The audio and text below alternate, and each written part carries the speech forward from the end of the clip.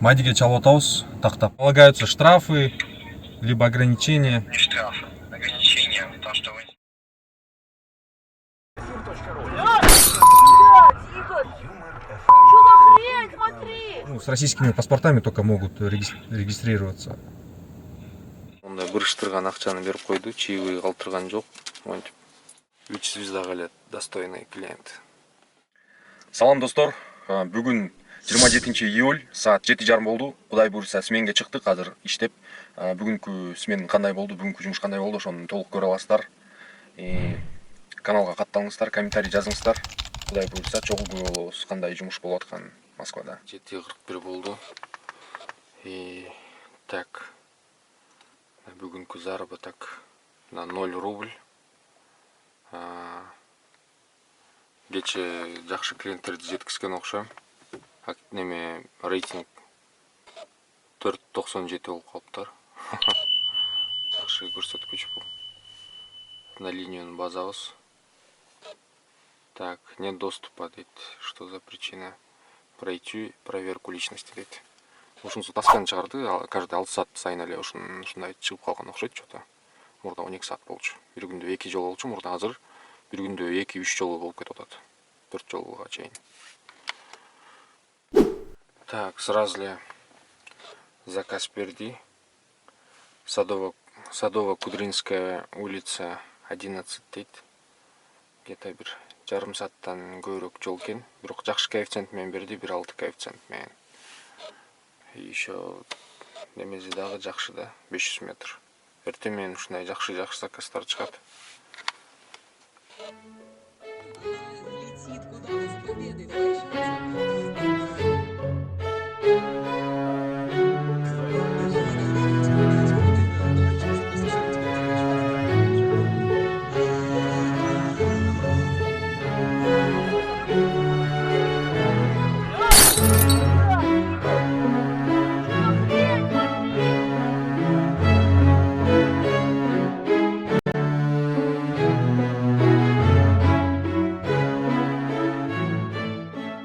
Центрге келип калдым.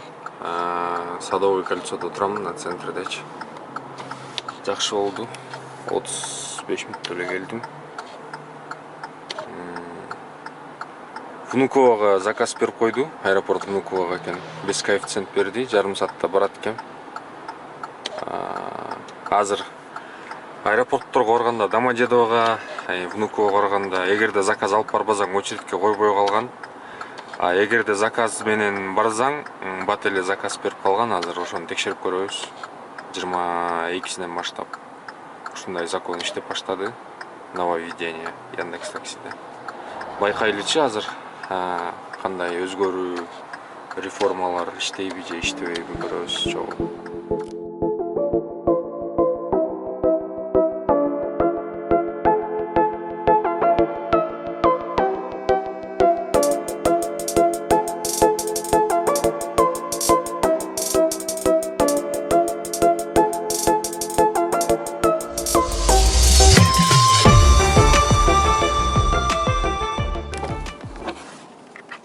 Так, жеткиздим пассажирди.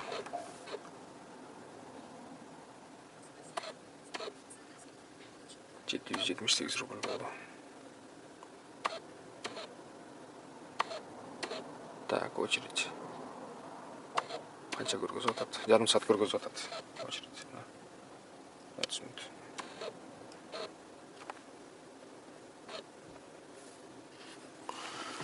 Күтөбүз эми. 10 мүнөткө деле жеткен жок. Жарым саат деп көргөзүп атты эле, бат эле заказ берди. Кай жакка барат экен? По району эле экен, короче. Да. Не кылсак? Отмена кылып койсокмун, не кылсак? Ойлонолу сейчас. Ал заказды отмена кылып койдум. 15 мүнөттүк жерге эле барат экен. Эми Москвага бара алганым жакшы да. Центрге жакыныракчы. Центрге жакыныраак бара алганым жакшы да, ошон үчүн отмена кылып койдум. Активность түшүп кетти, ошон үчүн көргөзбөй атат. Отмена кылып койсом, 83-кө түшүп кетти. Көргөзбөй койду. Кай жакка барат экен заказ. Аэропортко кирип на местени бастым. Нахимовский проспект, город Кен. 40 мүнөттүк 23 километрлик жерге. Нормально. Бул уже дурус. Вот. Бул жака келип анан кийин 15 мүнөттүк жерге барган. Болбой калат го. Сзади просто. Все, сейчас. Так, я вот это назад выкину. Сейчас, подождите. Так, спасибо. 41 мүнөттө жеткиздим. Эртеле келмекмин, 35 мүнөттө элечи, просто тигине жолдон ожиданияны базып калдым, ошон үчүн кечирээк келип калдым. Пассажир был в маске, дейт. Он не был в маске. Оцените пользователя, дейт. Оценим на 3. Пассажир без маски. Так. Отказался пристегнуться. Другой вопрос отправить. Потому что мне үчүн 3 звезда коюп койдум, потому что жолдон аны магазинге кирип чыккан, күткөм. Ожиданияны баскан эмесмин. Акчаны мондай бырыштырган акчаны берип койду, чаевый калтырган жок. Монтип ровно 720 рубль. Ойлогон болчумун, хотя бы чаевый калтырып кетет депчи. Нет. Так что 3 звезда келет, достойный клиент. Так, следующий заказ. Кабар өрейин 7 мүнөт көргөзө. 11ден 1 мүнөт өттү. 27 мүнөттө жеткиздим. 378 рубльга. Сразу эле кийинки заказга баратам.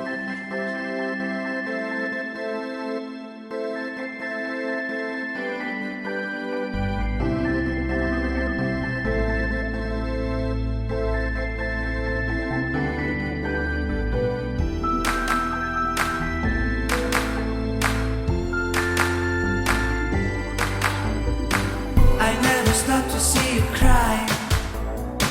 I never listen to your tears and praise. Oh no, I never stop to see you try. На 12ден 22 мүнөт өттү. Заказды алып келдим 1 саатта. 752 рубль болуптур. I never stop to see you cry.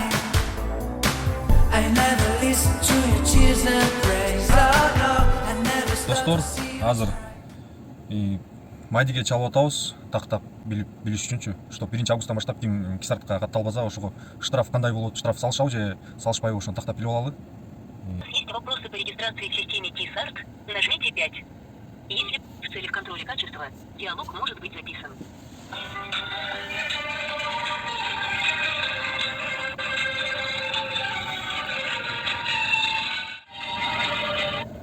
Здравствуйте, меня зовут Константин. Как я могу к вам обращаться?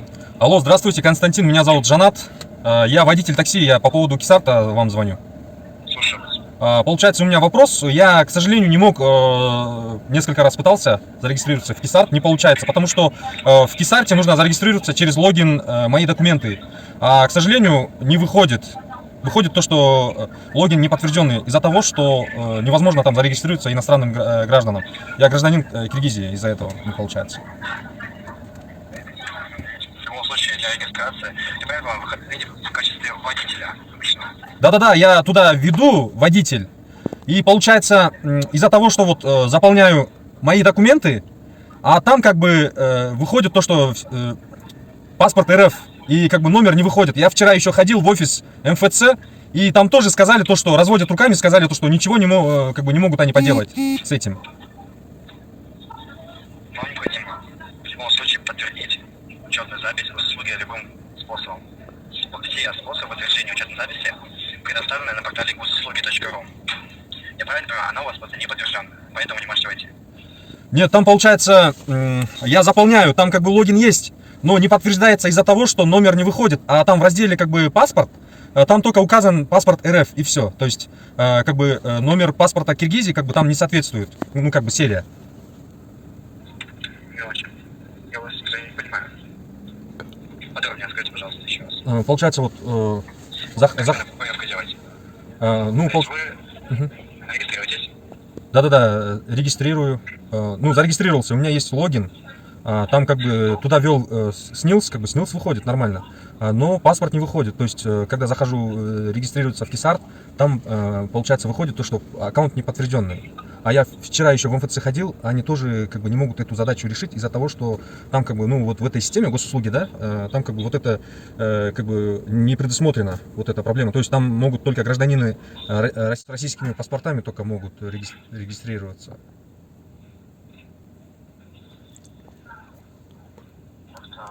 Поэтому вы не можете зарегистрироваться в наличии на- вот такси, потому что у вас профиль не подтвержден. Да-да-да, не подтверждается в госуслугах. Спроси, если 1 августа не сделаем, что будет? Оставайтесь, пожалуйста, на линии, я уточню информацию. Хорошо. Сейчас, после этого. Спасибо за ожидание. Ага. Для регистрации в любом случае должна быть подтвержденная учетная запись на госуслугах. По-другому невозможно зарегистрироваться. Получается, в любом случае должно быть, да, подтвержденное? Угу. Понял. Без этого просто у вас система не запустит. Понял. Еще один вопрос. Получается, если не успеть зарегистрироваться до 1 августа, какие как бы налагаются штрафы, либо ограничения? Не штраф, ограничения в том, что вы не сможете получать заказы на перевоз пассажиров. Ага. А гаиш... Пока никакой информации нет. Пока никакой информации нет, да, получается? Да.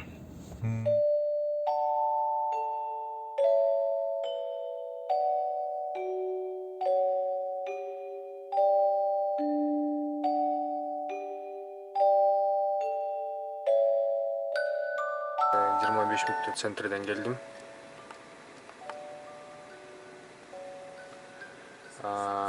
800 рубльга почти безналичный. Центрге заказ жеткирип келдим. 435 рубль болду. Коэффициент жайнап атат.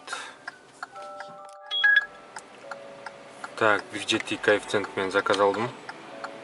Кайкорот экен. Яблочкова дейт го. Жакшы. Saat 12:37 болуп кетти. 18 мүнөттө жеткиздим клиентти.